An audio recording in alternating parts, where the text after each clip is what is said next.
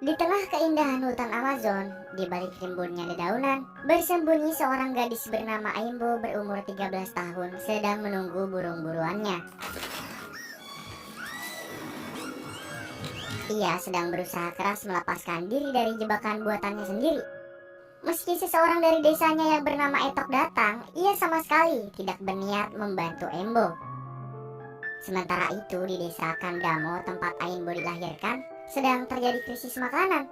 Zumi sebagai seorang anak dari kepala desa mereka ditunjuk dan dipercaya untuk meneruskan kepemimpinan ayahnya, juga menyelamatkan desa dari krisis tersebut. Sebelum melakukan penobatan, Zumi masih khawatir di mana keberadaan Aimbo saat ini. Karena untuk Zumi, sejak Aimbo dibesarkan oleh ibunya Mama Koni, dia adalah sahabat terbaiknya. Tak lama, kekhawatiran Zumi terjawab. Secara tiba-tiba, dua hewan yang bisa bicara datang membantunya. Mereka adalah Dilo dan Faka, dua hewan yang menjadi pemandu roh Aimbo dan juga akan membantu Zumi untuk menyelamatkan desa Kandamo. Berkat panduan dari Aimbo, Dilo dan Faka akan masuk ke tengah ritual pengangkatan Zumi. Tapi keadaan aneh terjadi. Tanah di sekitar mereka retak dan membuat mereka ketakutan. Kejadian tersebut membuat Aimbo ditertawakan oleh warga desanya sendiri. Namun Mama Koni dan Zumi masih tetap mempercayainya. Sekembalinya Dilo dan Faka, mereka menceritakan tentang sesosok iblis hutan bernama Corona. Iblis yang membuat kutukan kepada desa Kandamo.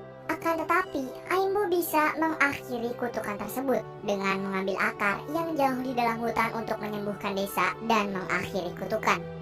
Sebelum menemukan akar tersebut, Aimbo menemui Zumi untuk meminta perizinan darinya. Tapi Zumi melarang keras Aimbo keluar dari desa Kandamo.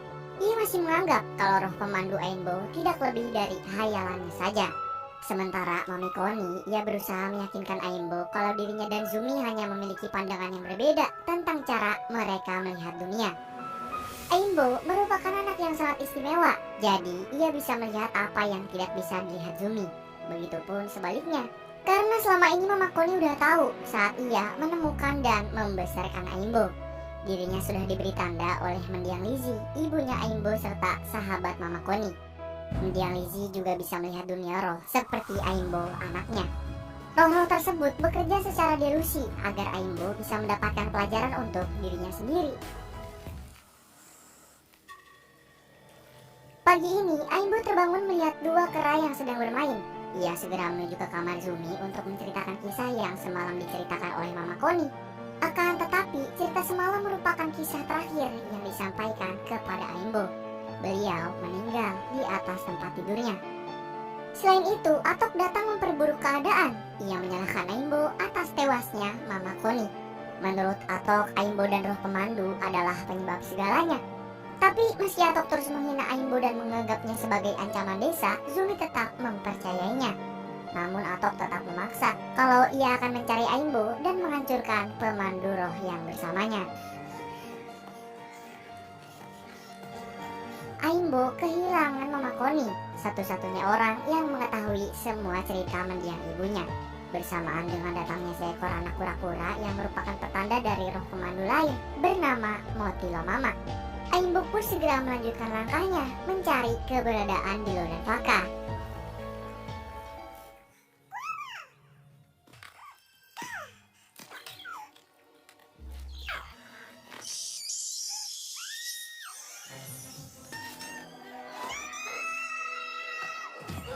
Ia menceritakan kesedihannya kepada mereka.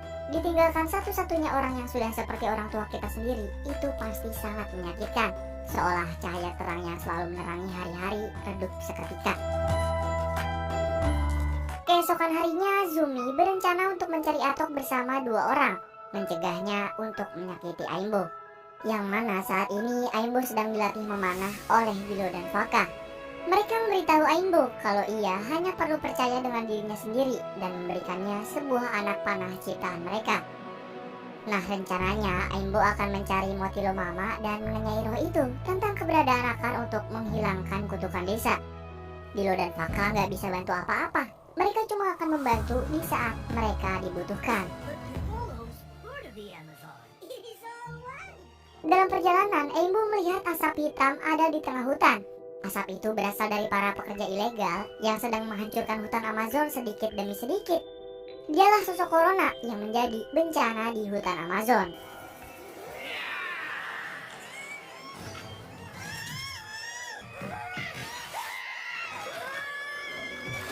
Aimbo menyadari jika corona takut dengan sesuatu yang hidup di dalam sungai.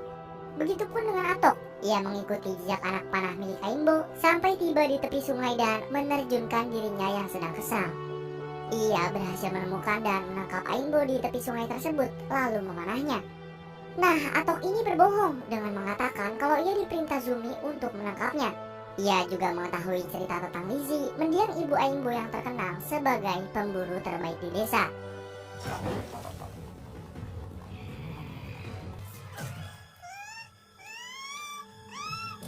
Lagi-lagi tanah hutan Amazon retak.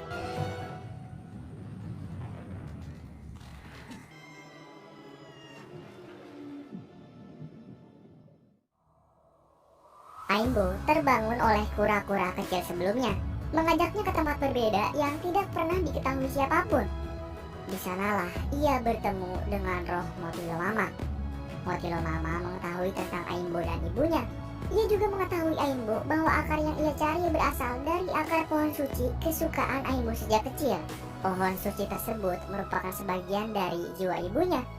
Meski Aimbo takut dengan tugasnya saat ini, Motilo Mama kembali meyakinkan bahwa hanya Aimbo lah yang bisa menolong para roh juga hutan Amazon dari kejahatan corona. Hanya kekuatan akar dari pohon suci itu yang bisa mengubah hati yang paling jahat sekalipun. Dan harus dipotong menggunakan pedang suci yang terbuat dari batu bulan.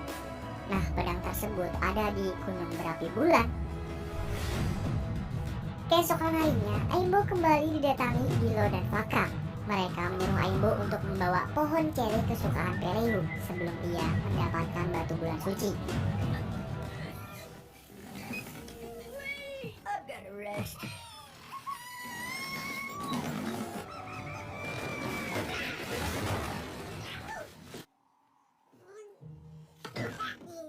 Sementara itu, malam ini Atok terbangun oleh Tuan Cornelis Dewitt, si pemilik corona. Bersamaan dengan Zumi berhasil menyusul Atok. Dewitt mengaku kepada Zumi kalau dia adalah seorang saintis, mencari obat-obatan dari tumbuhan yang ada di hutan Amazon untuk menyembuhkan berbagai penyakit, termasuk penyakit langka. Zumi yang membutuhkan obat tersebut untuk menyembuhkan ayah dan para warga memutuskan membawa Dewitt menuju ke desa. Dan untuk imbalan jika ia berhasil menyembuhkan warga desa, Dewitt hanya menginginkan sumber emas seperti kalung milik Zumi.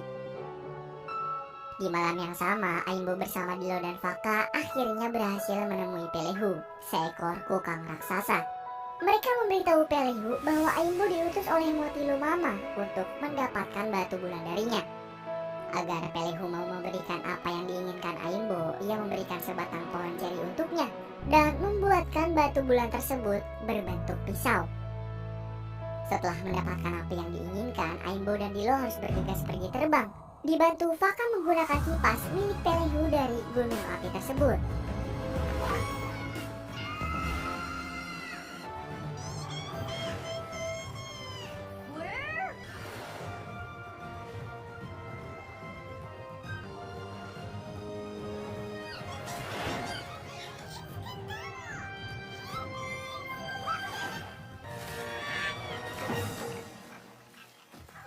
Sementara Faka, ia berhasil berseluncur dan terbang dari gunung berapi sampai ke desa Kandamo. Setelah berkumpul, Aimbo kembali ke pohon ibunya dan bertemu Zumi di sana. Zumi segera membawa Aimbo untuk bertemu dengan Dewitt, orang yang menyembuhkan ayahnya dan semua warga desa. Dilo dan Faka tahu nih kalau ada yang gak beres. Begitu juga dengan Aimbo, ia tahu kalau Dewitt adalah iblis jahat corona yang sedang menyamar. Akan tetapi Zumi meyakini nih kalau Dewitt cuma berusaha membantu semua warganya. Dan dari perbedaan keyakinan tersebut membuat persahabatan mereka mulai runtuh. Dewitt pun memanfaatkan hal tersebut dengan membiarkan Aimbo keluar dari desa lalu menunjukkan wujud aslinya. Akhirnya Atok mengakui kalau selama ini Aimbo benar. Dia juga melihat sendiri tuh dua roh pembimbing yang selalu bersama Aimbo selama ini. Dia mengakui kesalahannya dan membantu Aimbo untuk menuntaskan misinya.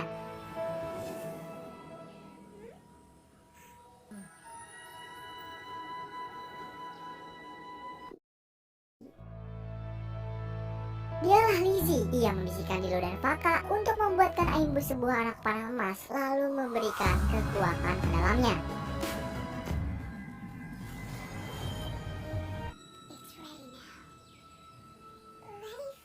Hal tersebut bersamaan dengan Dewi menghipnotis Zumi dan ayahnya, lalu memanggil semua anak buahnya masuk ke desa Kandamo menggunakan mesin mereka untuk menggali emas. Lizzie segera menuntun mereka untuk mengikutinya dan memperingati semua anak buahnya Dewi menggunakan kekuatannya untuk pergi dari desa. Lizzie juga mendatangi Dewi yang sudah menghipnotis semua warga desa.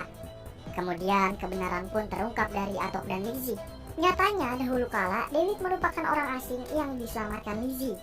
Banyak yang menyambut Dewi, juga tidak sedikit yang membencinya termasuk Atok.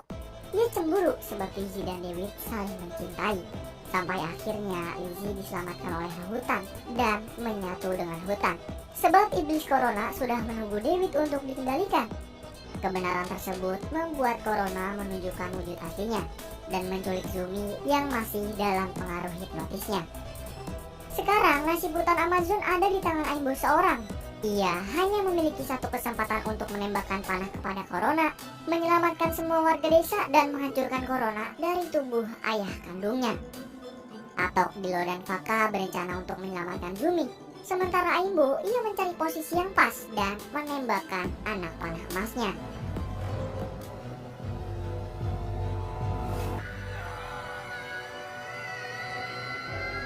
Aimbo, Atok, Dilo dan Faka berhasil menyelamatkan Zumi. Mereka juga berhasil menghilangkan kutukan dari desa dan mengembalikan wujud asli Dewi yang merupakan ayah kandung Aimbo bernama Will. Pertemuan singkat tersebut sangat berarti untuk Aimbo. Untuk waktu yang lama, akhirnya ia bisa mengetahui dan memahami apa yang terjadi kepada kedua orang tua kandungnya. Lizzie dan Will kembali menyatu dengan alam.